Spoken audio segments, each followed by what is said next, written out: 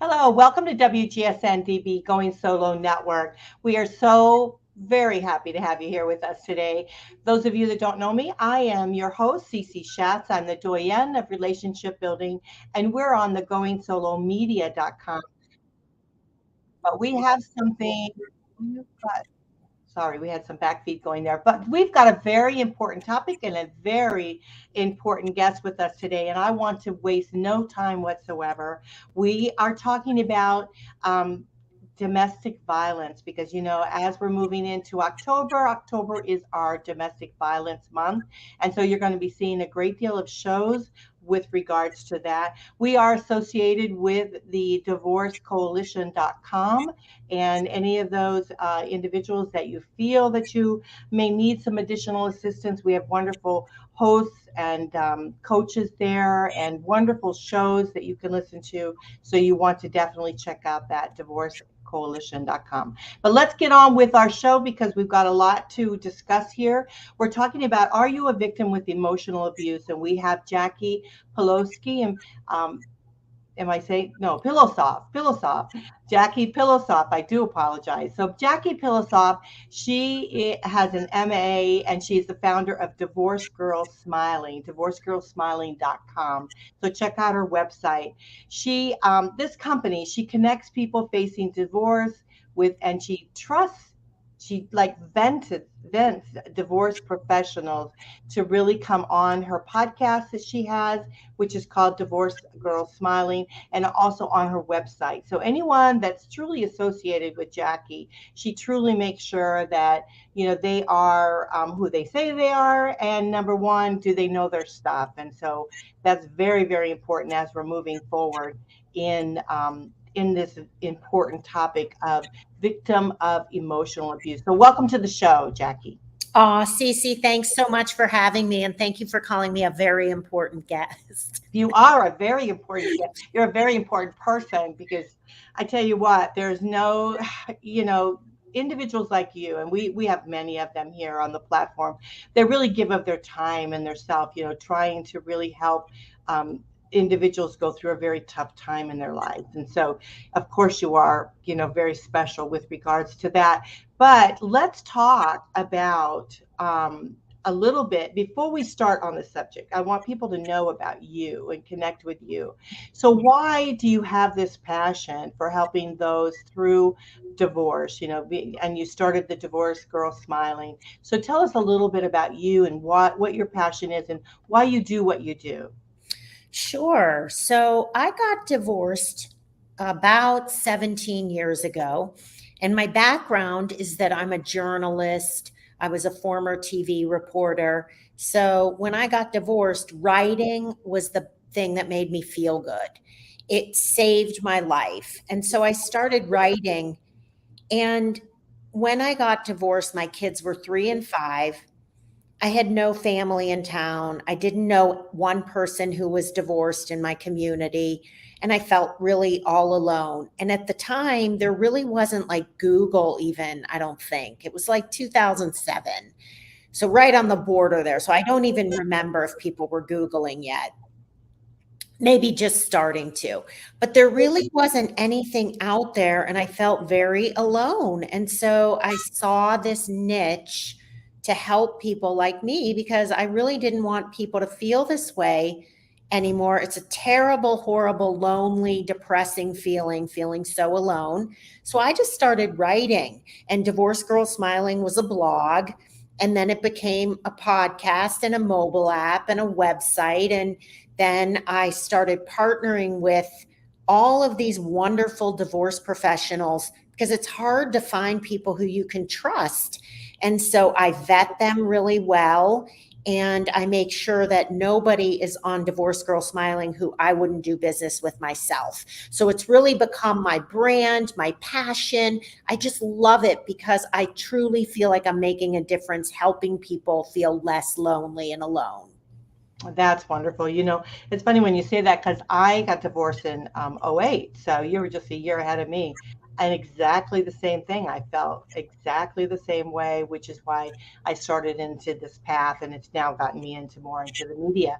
But exactly, we want no one to feel. I mean, that's what our Going Solo network is all about, is so that you feel empowered. You don't feel like you're by yourself, and that you're not going through this difficulty by yourself. So I truly appreciate you and all that you do. And this subject we're going to talk about today is really a hard one because it's a victim of emotional abuse.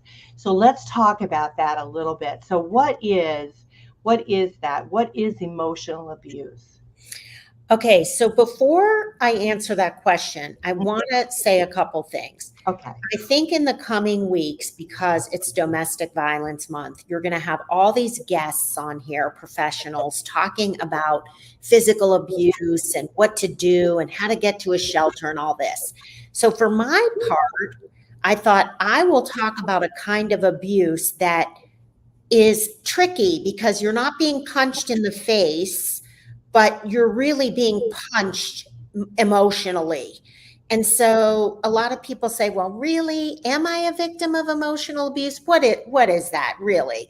Toughen up. You got to get tough. Well, that's true, but you're being abused. And so I'm going to give examples of emotional abuse. And I don't want people listening to take it lightly. And I want them to realize that they're a victim too. If you hear things that's going on with you, you are a victim. And don't underplay it and think, oh, I need to just brush it off. So that was why I chose this topic.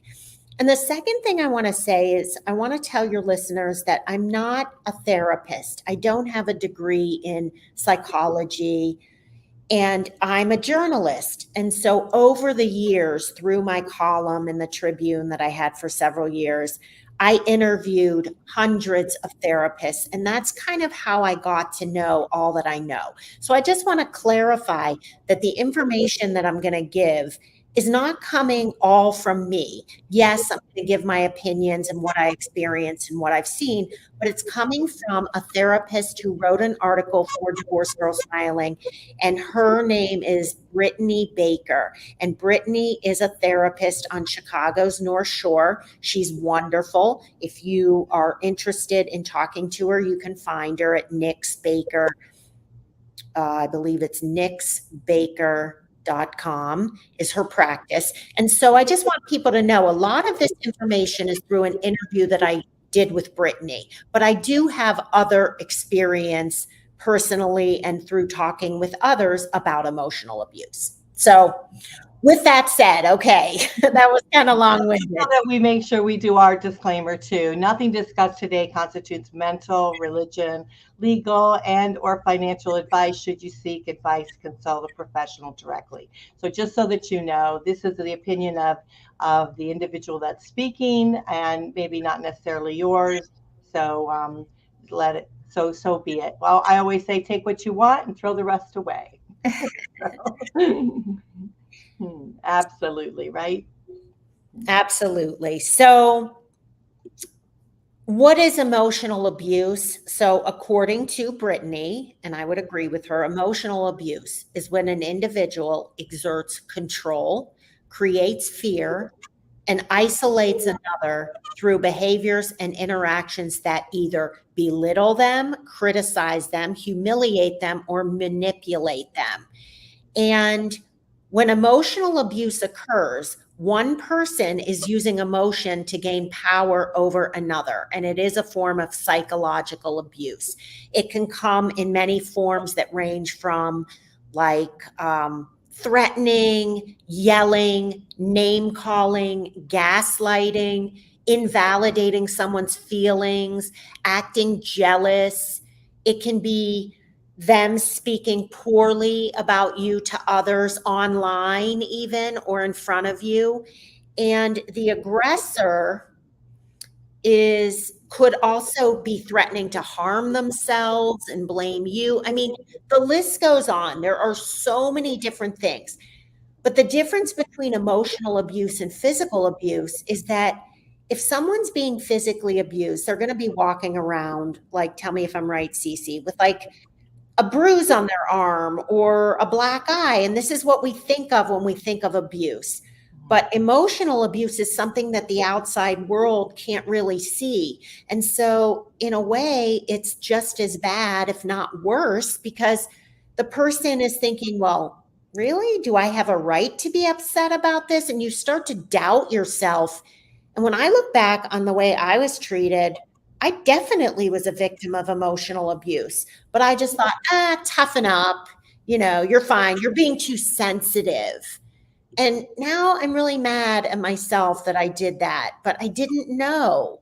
So that is what emotional abuse is. So is that the same as mental abuse? So some people use the terms interchangeably. So, yes, they fall into the same category, but and they all fall under psychological abuse, which is coercive, manipulative, disorienting to achieve control or power over another person. But mental abuse targets the survivor's sense of reality and changes thoughts about oneself or the environment in ways that disempower an individual. In emotional abuse, the aggressor uses feelings to manipulate or create a sense of control over another. And both are psychological abuse. That's very, very interesting. So why do people engage in emotional abuse? So first I'm going to tell you what Brittany said, and then I'm going to tell you why I think, and it is kind of the same, but I'll give her expert opinion first. So emotional abuse is used to gain power or control over one another, like someone else. I've said that a couple of times. And it can seem like the aggressor is a bad person who wants to hurt the other person. And that's actually not true. So she says, we often find that the perpetrator experienced emotional abuse or trauma growing up, watched this behavior modeled for them in childhood, and has formed a personality disorder or other mental health disorder for various reasons. And Brittany says this does not excuse any bad behavior, but it's just the reality. It explains why it's happening. It is always the aggressor's responsibility to work on themselves, to heal these wounds, and to show up differently for people around them. But unfortunately, if they're a perpetrator of emotional abuse, they haven't really done that. And so I experienced this. I was definitely a victim. I think that people who emotionally abuse people are people with low self-esteem, people who are trying to work out their own issues. Like Brittany said, they are just suffering from these childhood traumas, and they're just taking it out on you because they don't know any other way. This is their way of coping, and this is all they know. And it's so sad. And you just have to hope that the cycle does not keep repeating. And honestly, I feel sorry for the perpetrator, but again, I want to stress, I'm not excusing the behavior. I don't want people listening to think I'm saying it's okay, just understanding where this is coming from so that you have a sense of, your husband or wife isn't the worst person on earth. They need help and they haven't dealt with it. Yeah, sometimes it's the awareness, right? It's the awareness of knowing what's happening. So sometimes if we are aware that, okay, wait a minute, something's not right here, we can understand, number one, what is it? Is it emotional abuse, mental abuse? What exactly is it?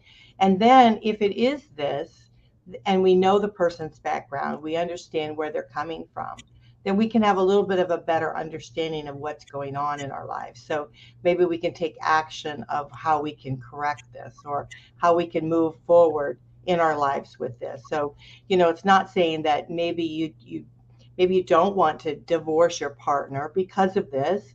Maybe it's something that you can go together, get counseling. They can go separately, get counseling. Maybe it's something that can be worked on. But sometimes it gets to the point where that you just can't do that. It's gotten beyond that, and that's what happens in divorce. So I think this coming month we're going to be really focusing on awareness and letting people know these particular situations, and if this is happening to you, you resonate with it, then maybe you can, seek help, get help with it, and try to get through it. Absolutely. And unfortunately, people usually find all this stuff out when they're going through a divorce already. Because when you're going through it, as somebody who knows, you think it's you. You think you're being too sensitive. You think, well, maybe he's right. Maybe I am lazy and need to go back to work. Maybe, you start to doubt yourself. And that's such an unhealthy path to go down. And so, unfortunately, people end up getting divorced and then they learn about in therapy, oh, I was emotionally abused and I didn't even realize it at the time. So, Cece, I'm hoping that people are listening to this and thinking, oh, now they're one step ahead.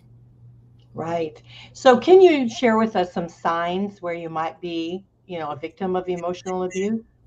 Okay, so if people are listening and they're thinking like, am I? Yeah, I'm not sure. Here are some signs to look for. Decreased self-esteem and self-confidence, isolation from your friends or family. A lot of emotional abusers will try to isolate you because they don't want your friends or family to give you advice. Being monitored in different ways or experiencing a loss of privacy, like the person has to be in your business all the time. He's checking your phone. He's looking at your bills. He's looking at your bank account. Maybe another symptom is lacking independence or feeling controlled financially. Another one is questioning your sense of reality, feeling like you're forgetting things often, feeling like almost like you're going crazy. Other signs include being called names, being criticized, being made fun of in front of your friends. Another symptom is he might be threatening you with violence. He might be saying, if you leave me, I'm going to commit suicide. I can't live without you. You're everything to me. Another symptom is experiencing passive aggressiveness. Oh, I can't stand this one. I once had a boyfriend call me the nastiest name and he did it with a smile. And I swear, Cece, it made me so sick. I almost wanted to vomit. Like, at least if you're going to call me that, say it with anger. Another sign is depression, anxiety, maybe substance abuse or misuse or abusing alcohol or drugs or pot or whatever your go-to is. Another sign of abuse is constantly feeling like you have to defend your spouse, who is the perpetrator, to others. Oh, he was just kidding. He doesn't mean all that stuff he said, because maybe someone's friends are saying like, he's really not nice to you in public. Oh, that's just the way he is. Well, if you have a problem with that, then you're being emotionally abused. And then the last symptom and sign that Brittany wrote in this article was accepting a lot of the blame and experiencing a lot of guilt. For example, my husband takes care of us. I get to be a stay-at-home mom. I'm allowed to stay at home with the kids. I have this wonderful life. What is he really doing that's so wrong? If he has to vent and get it out off of his chest, that's okay. And that is not okay. That's what I want people to know. So that's it. Yeah, it's a lot. And when you start thinking about some of those things, right? And when you're looking at relationships and you're thinking to yourself, because I know when I went through my divorce, I didn't realize a lot of these boxes were ticked for me, and I didn't realize at all. And I was very fortunate to have a counselor that was my neighbor, and she would come over and we would drink a little wine and talk a little bit, and finally, eventually, she got very quiet and looked at me and she said, "You do realize you were abused. This is abusive behavior." And Cece, did you start crying? Like you just couldn't believe, like I would just have started bawling when you realized. I was just so shocked. Intense feeling. Yes. Yeah, I was just shocked. I mean, I was like, when I started putting it together, and actually terrible to say that it almost was comforting to know that I wasn't nuts. I thought I was crazy. I thought I was being oversensitive, irrational, Mhm. all these things that he might have called me. Yeah, And like, oh, you're so dramatic. yeah, Stop the drama. right, right. Yeah. So And all it's this stuff almost just started like, overwhelming. beep. Yeah. And isn't it almost overwhelming when you realize it? And you're right, it's comforting, like, wow, I'm validated. I'm not going crazy. And this isn't normal. And I deserve to be treated better because we all live in our worlds. And what's happening to us becomes normal. So you kind of think that's the way it's supposed to be. It's normal because it's been that way for such a long time. And that's why I think it's very hard for victims of emotional abuse to realize that this is not acceptable behavior. Mhm. A husband and wife should treat each other with respect, with love, with kindness. And I'm not saying every marriage is perfect, but if the norm in your relationship is that you're constantly being belittled, made fun of, put down, that's not normal. Right. The other thing is too is sometimes what I found is that they they they try to switch it and make it like you did this, that you said these things, and then I remember thinking, well, I never said that. I don't remember saying that. I don't remember doing that. And if I said something, I was like loving or I was teasing because you are going to tease, you are going to say little things, you are going to have stuff go on, in your life but but I was like, wait a minute, this is this isn't me, So so I believe that's called transference. I've heard therapists call it transference, where your spouse is doing something, like let's say a spouse is cheating, and then he'll say to you, well, I know that you've been cheating on me. And the person's like, what? Are you crazy? And really, what they're doing is taking those feelings of guilt and putting it on their spouse because they don't know how else to deal with it. yeah, yeah. So that's a good point. So I'm glad that we brought that up because I think that that's important because I think that transferring happens a great deal when you start to recognize, wait a minute, something isn't right here. Then they start pushing the blame on you. They turn it around and like, well, you did this and you did that and whatever and justify their behavior, And so the reality is we shouldn't take ownership of their behavior. We take Absolutely. ownership of our own. So that leads me to the next question. And the next question I had was, what action can we take if you really do feel like you might be a victim? So obviously the answer to this is you need to reach out for help. But what I will say, and what Brittany said in the article, is that this is the scariest and most challenging step. And that's why a lot of people stay, because they're scared of change. They're scared of their spouse. And really, they have such low self-esteem at this point that they don't really believe that they can do it on their own and actually go through it. Mhm. Many survivors have been threatened with violence, humiliation, smearing, abandonment, and judgment. And so when individuals are in the abuse cycle, they lose their sense of self and reality.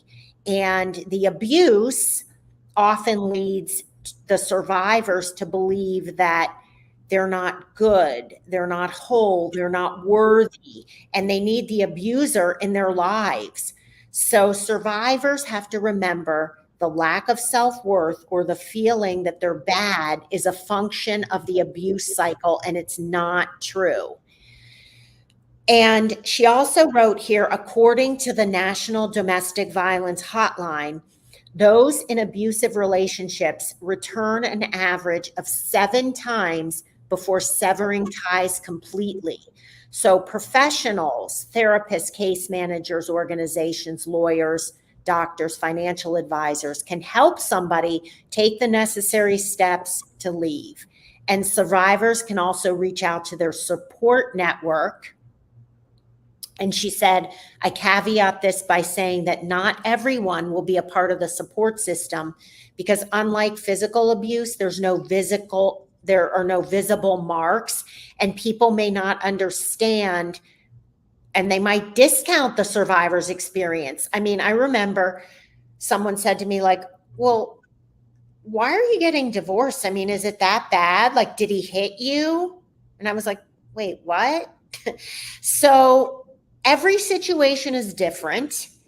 And don't let anybody minimize your unhappiness and your feeling that the behavior of the emotional abuse is unacceptable.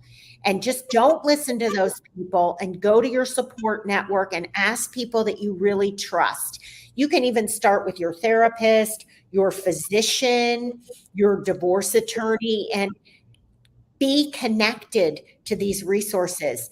And another way is to go to the Divorced Girl Smiling website and look up all my trusted professionals. You can read about what they do, and you can call them, and they'll be happy to help you. Well, that's wonderful. I think this is so important. And, speaking from experience, because I remember not realizing what was going on within my own, my own marriage, my own relationship. And I just started, I started like breaking down.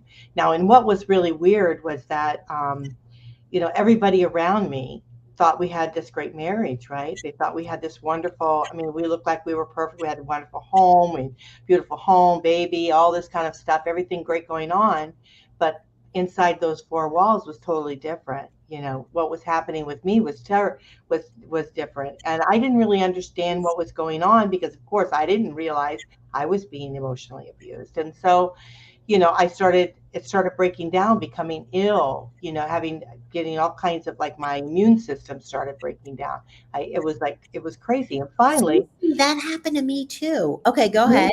yeah, no, I was going to say, finally, I went to the doctor one time, and I mean, my hair is falling out. Everything is happening to me. And finally he turned to me and he said, honestly, if you want to live longer, you might want to think about getting a divorce. And I never told him anything about what was going on, but I think he must have picked it up. Wow. Yeah. Yeah, you're right. I'm sorry we didn't even bring that up. Another sign of emotional abuse is your physical health. Hmm. In my case, I had horrible stomach pain, and I had to go for like an upper GI and all these tests. And they were like, you know what? It's just stress induced IBS, irritable bowel syndrome caused by stress. And when I got divorced, guess what went away? My stomach pain. Go figure. Hmm. Oh, I got shingles. I mean, I cannot tell you. It was just unbelievable. And what was happening, it was just all building up, I think, within me. It's just, I just couldn't I didn't know what was happening, and I didn't know what to do about it. And Mhm. so this is why it's so important for us to share these kind of things with individuals, so that they And understand. I want to bring something up that might be helpful. Maybe Cece, you and I could both talk about how we got up the courage to actually leave, because people might be listening and thinking, I don't know if I can do this. What was it for you? Well, I decided, okay, after the doctor said that, I thought, and we had a baby, he was little, and I wanted to see, I'm an older mom. And so I wanted to be around to see him graduate from high school, and all that stuff. Maybe go on, if I'm lucky, I'll have children. But, so I felt like I had to do it for him, not necessarily even for me. I had to do it for him. So I sat down with my ex. He loved to go on little vacations. I probably shouldn't be saying like that, but he loved to go on little vacations and stuff. And so we do like little long weekends, because we had our own business and it was hard for us to get away. So I remember sitting on the balcony, and I said to him, I'm going to leave you if you don't start treating me right. And he said, well, what are you going to do? And I told him everything I was going to do, And I said, I'm going to take X amount of money out of our bank account. I've got to, whatever. I said, I cannot put up with this anymore. I cannot put up with you talking to me the way you're talking to me, treating me the way you're treating me. I said, I cannot do it anymore. And he just laughed at me. He said, oh, you'll never do that.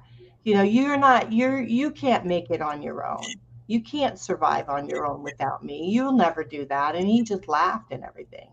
Then a little bit after that, he had to go travel somewhere. When he went to go travel, and he got out of the car. I got out of the car, the SUV, and I was pulling his luggage out after I helped pack his luggage and everything. I pulled his luggage. He just stood there and looked at me. I pulled his luggage out, and he turned to me and he said to me, "You're only good enough to do my dirty laundry." That's what he said. I'll never forget it. I was at the airport. I was there. I had just put his luggage down. I was like struggling with it. And he said that to me. And he just took his luggage and he just left. And I mean, to this day, I will never forget the moment. Never. That is like just my heart just sank when you said that. I mean, when he did that, something just snapped in Mhm. me. And I called my daughter up. I got back in the SUV. I mean, I don't even think I was out of the airport parking lot. And I called my daughter. I said, "Can you come and help me? I'm moving. I'm out." Wow. And so that's what happened. My kids came over and helped me pack while he was gone. And I left. I left then. And after we packed and I was on the road out that I had moved. I said, "You'll find the car, because I dropped him off, right?" We took the other car to the parking lot of the airport. I put the keys under the mat, told him where to find it. I mean, I paid the bills. I made sure he was all settled. And I was just it just snapped. Something just snapped to me. I just couldn't do it anymore. That was it. That's amazing. Wow. Only That's good enough to probably do really, his dirty laundry. that just made me sick. But I bet you there's a lot of people listening who are inspired by this story because I'm sure it wasn't easy, but I do believe you when you say that something kind of clicks and things have gotten so bad that I truly believe our biggest inner strength comes out and helps us and says, okay, I'm going to put you on autopilot and I'm going to take all of your strength that you ever had and I'm going to help you through it. And I think that God plays a big role in this. I think self-esteem, and if you think about all the wonderful people in your childhood who helped you, they kind of formed who you are and they bring that person out. And between God and those people and yourself, you just do it and you become on autopilot. And then once you leave that gate, that's it. There's no going back. Yeah, I mean, I remember the feeling of being so relieved. And I was like, the whole time I'm shaking, I'm, packing up. I'm thinking, what am I doing? What am I doing? I shouldn't be doing this. And then when we finally did, and my kids were so for it. I mean, they were just like, "Thank God, Mom, you finally come," because I have four older children than the little one. And he goes, "Thank God, that you finally come to your senses, because they could see me starting to go downhill." And so, yeah, but when we got in the car and we were like in this, I always felt like it was, you see that Hillbillies, where you got everything all piled up in your car and you're going, that's how I felt. And I felt so relieved. And I felt bad for my son because he was little and he just didn't understand what was happening. I felt really bad for him. But you did him a favor in that you didn't let him grow up seeing his father treating his mother in an emotionally abusive way, which in turn would have continued the cycle. And he would have then treated his spouse the same way because that behavior would be normal for him. I'm not saying it's 100% guaranteed, but that is what the studies show. And that is what a therapist will tell you, that people treat people the way that they are taught in childhood. Yeah. And for me, it actually was a pattern because at my first marriage, I was abused again, physically abused, and then this time again. And so that made me realize that it's not, I mean, even though the situation was, I'm not taking ownership of his behavior, but I have to take ownership of mine because I am stepping into these relationships and I'm not drawing a line in the sand and saying, "Whoa, wait a minute, back up. This is not how I am going to be treated. I am not going to be treated like this. So I have to understand that. And it's taken me, I've been divorced now for a long time. It's taken me a long time to heal and to be able to work on myself to get to where I am. And so I just feel like those out there that are listening need to understand that what's happening to us, we cannot control their behavior, but we can control how long we're going to put up with it and how we feel about ourselves to put up with it. So these are decisions they have to make. Now, what was our next question? Our next question, I think we had, what do you tell a victim when a family member says it's not abuse if he hit you? Okay, so before I answer that question, I just want to say that I loved what you just said to your listeners, that you really, it takes a long time to heal. But what I want people to know is that that process has a lot of really good parts. It's not all like, oh my gosh, I'm going to be crying and devastated and grieving my marriage and being sad. And it's that, yes, that does happen, but peppered in with all of that are moments of empowerment. I'm so proud of myself that I did this. I'm getting the help that I need. I'm rebuilding my life. I'm meeting all kinds of wonderful new people. I'm happy again. I feel safe. I feel like I have a sense of self-respect now that I'm out of this toxic situation. So there are so many wonderful things that go into healing. It's not just all tears and being upset. Yeah. Oh, yeah, absolutely. What I realized was that I was always doing everything he wanted to do, right? So the career that we did, the job that I did was always focused around him. And I would get some really great jobs that I loved, right?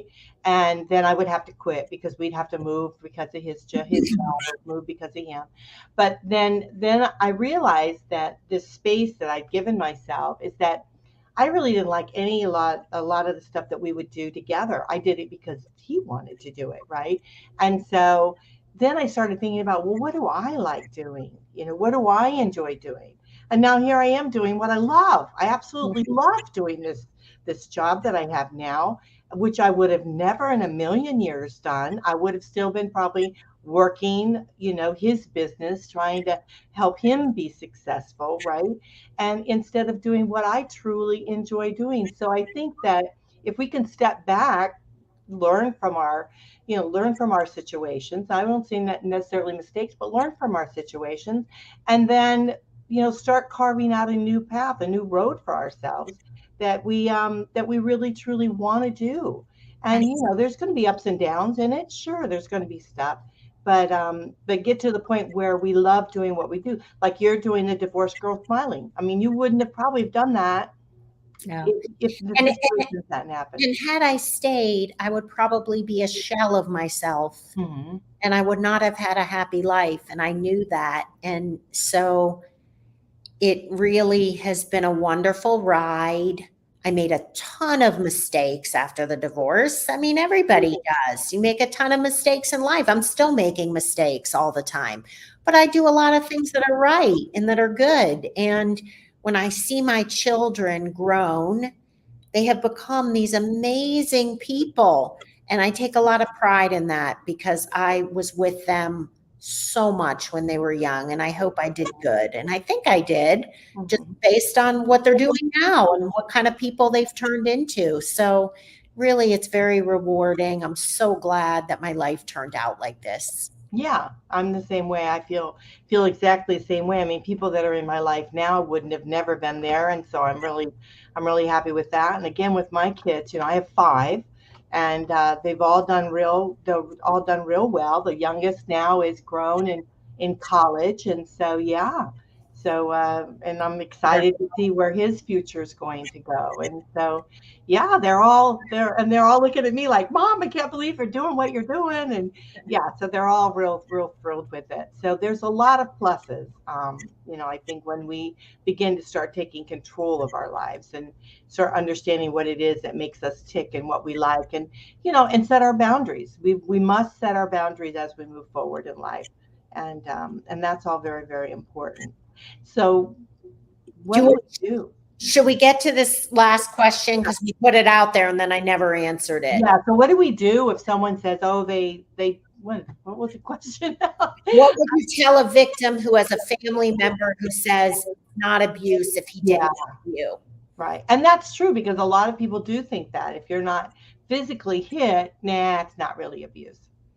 Absolutely. And there are other kinds of abuse. Also, there's financial abuse, there's sexual abuse. I mean, there's definitely alcohol abuse, all different kinds of abuse that don't involve physical, and all kinds of abuse that combine physical with the other kind of abuse. So the answer to the question is, and Brittany wrote that this is very tough because it's hard when a survivor is put in a position where they feel like they have to justify themselves and feel like they're being judged.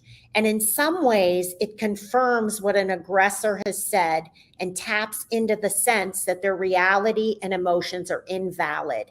She said it's not uncommon to hear this from family members or other support people. So what I want to tell the listeners is don't be surprised. But that doesn't mean you shouldn't move forward with your plan of getting out of the relationship if that's what you want.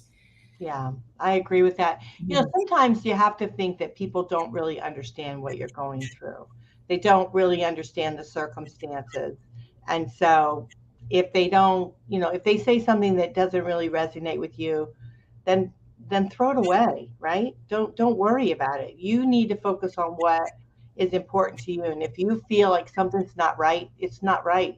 You know, if you feel like you deserve something better, you do.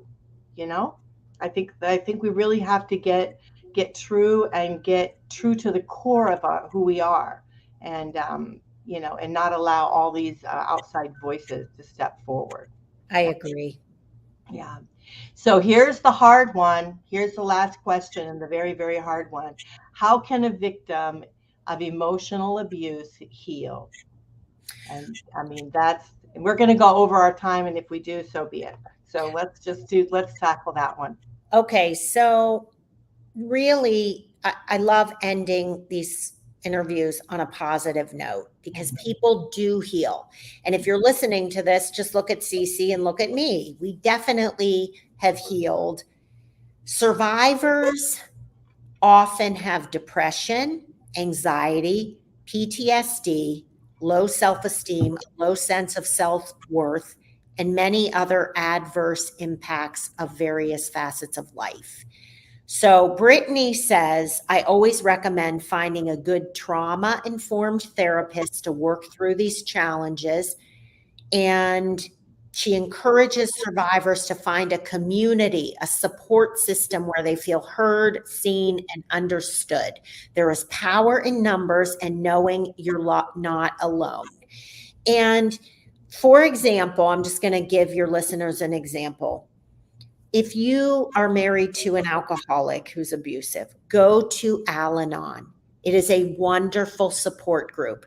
There are also support groups for every kind of abuse that you can imagine. And to find those support groups, you have to look at Google, but also you can go to Divorce Girls Smiling. You can ask my trusted divorce professionals if they know of groups.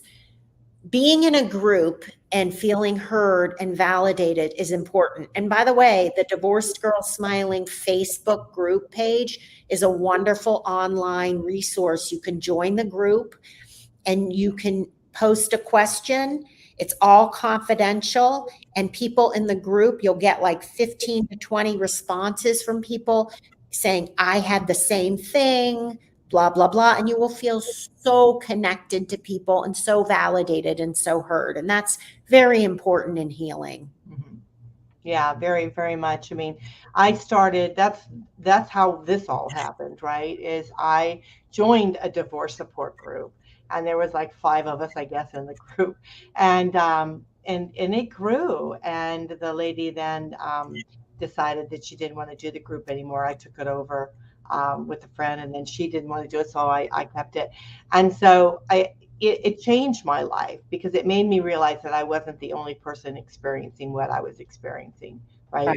And so it made you a lot stronger to be able to do that. So definitely definitely it's it's something you definitely want to do. You want to really connect with someone. So it's like I've always said that you need to fill your well, right? Fill your well. You want to read good books, connect with good people, all it not only in the groups but all around you. Have that support team, and it's very, very important. We're going to have to run, but I want to make sure that all of the information is there for you. Just go to divorcegirlsmiling.com. Jackie, I want to thank you so much for joining us here today. I'm so appreciative of it. Cece, thank you so much for having me. It is so great having you. Again, we are part of the divorcecoalition.com. Check that out. Check out divorcegirlsmiling.com. And again, if you find yourself needing, call the National Domestic Violence Hotline. Support, resources, advice are right there for you.